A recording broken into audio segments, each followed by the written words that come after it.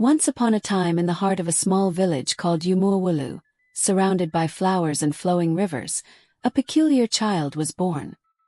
His parents, Obi and Neka, were ordinary farmers, known for their kindness and generosity. They had long prayed for a child, and when their prayers were finally answered, they were filled with joy. But their happiness was short-lived when they noticed something strange about their newborn son. The boy, whom they named Ogbonna, was born with an unusually long and broad tongue. This strange feature caused the villagers to murmur and whisper behind closed doors. Some believed it was a curse, while others thought it was a sign of something greater. Despite the gossip, Obi and Neka loved their son dearly and raised him with the same care and affection they would have given any other child.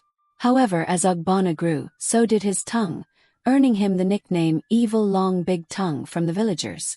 The boy soon discovered that his tongue had a power of its own, a power to speak words that could wound as deeply as any weapon. As Ogbonna grew older, his tongue became a source of both fascination and fear. He discovered that with a few sharp words, he could manipulate others to do his bidding. If he wanted a toy from another child, he would mock them until they gave it to him.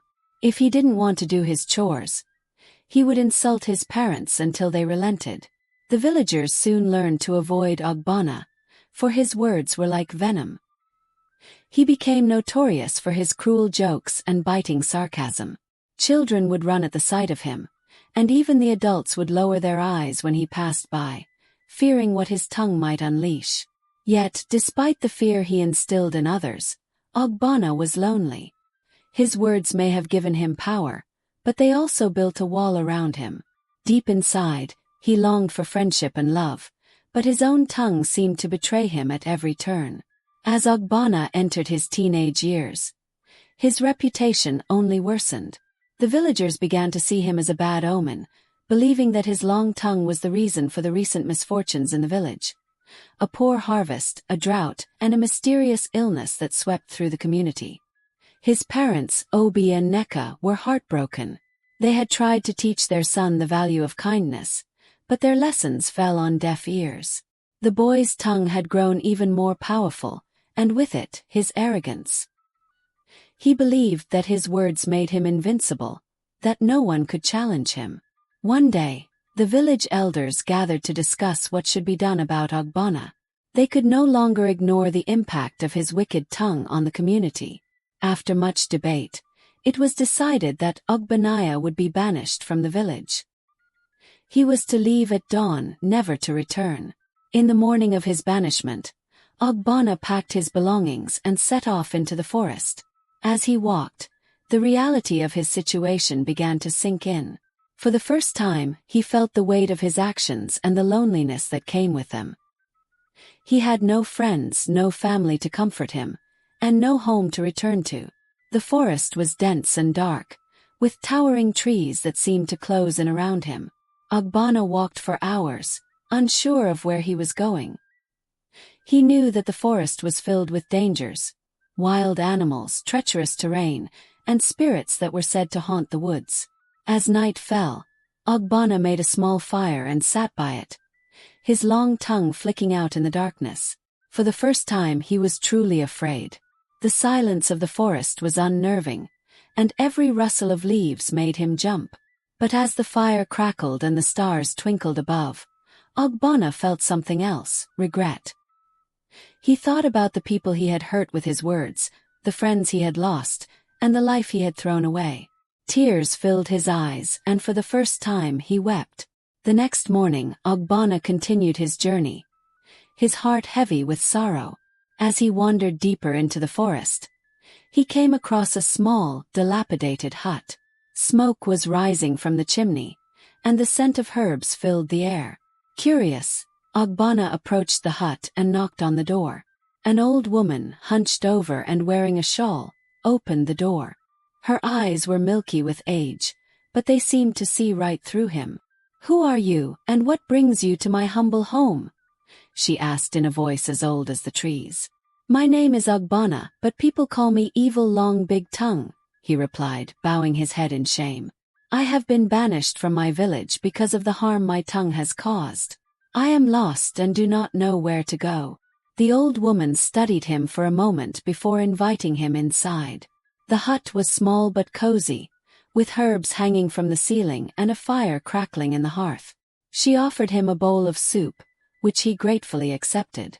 "I have heard of you, Ogbonna," the old woman said as she stirred a pot of herbs. "Your tongue is both a gift and a curse. But it is not too late to change your path." Ogbonna looked up, surprised. "How can I change? My tongue is beyond my control. It speaks before I think, and it hurts those I care about." The old woman nodded. "Your tongue may be long, but it is your heart that controls it. If you wish to change, you must first heal your heart." The old woman told Ogbonna of a sacred river deep within the forest, known as the Waters of Healing. The river was said to have the power to cleanse one's soul and purify the heart. But the journey to the river was perilous, filled with trials that would test his resolve. "If you truly wish to change, you must find the waters of healing," the old woman said.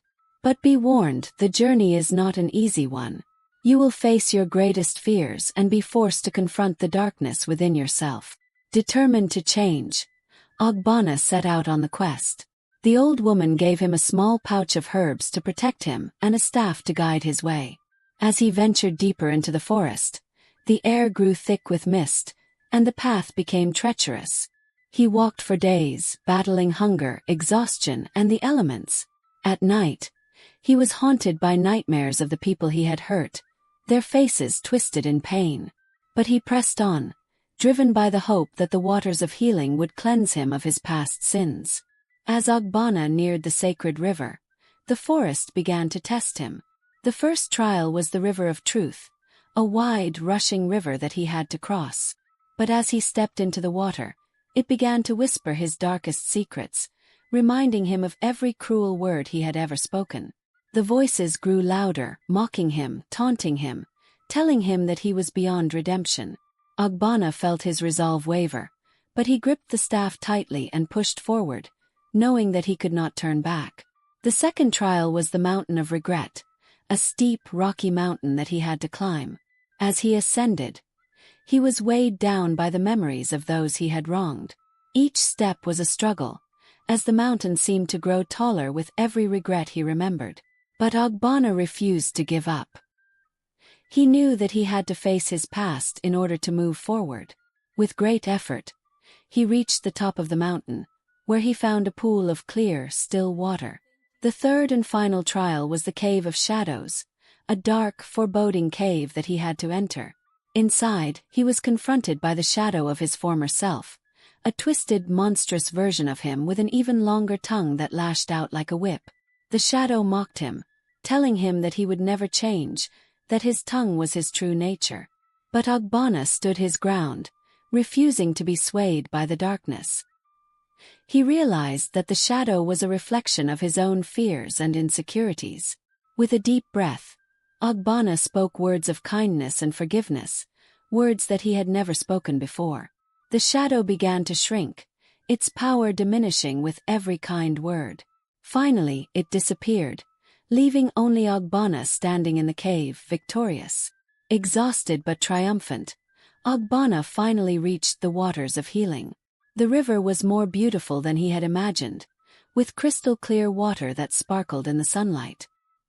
He knelt by the riverbank, his heart filled with hope.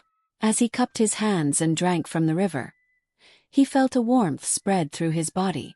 The water seemed to cleanse him from the inside out, washing away the bitterness and anger that had taken root in his heart.